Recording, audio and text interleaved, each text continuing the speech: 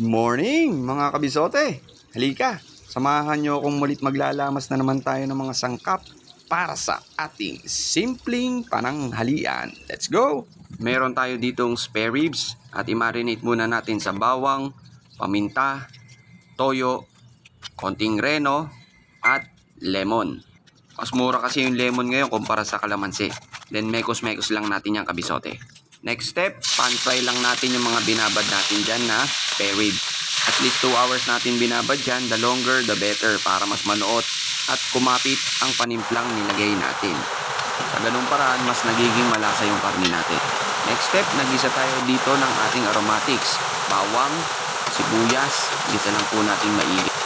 Lalagay rin tayo dito ng pickles at yung tomato sauce natin. Siguraduhin nating luto ang tomato sauce mga kabisote bago natin ilagay yung napan-fry natin na spare ribs. Mekos-mekos lang, naglagay din ako dito ng sili para may konting sipa na siya at yung kaldo natin. Lagyan ng konting asukal, pambalanse, timplahan ng paminta at kapag medyo malambot-lambot na, ilagay na yung keso. Yan, sarap.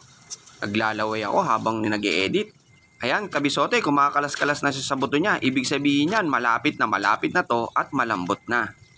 I-ready na ang sinaing. At eto na, kabisote. Ano pang iniintay mo?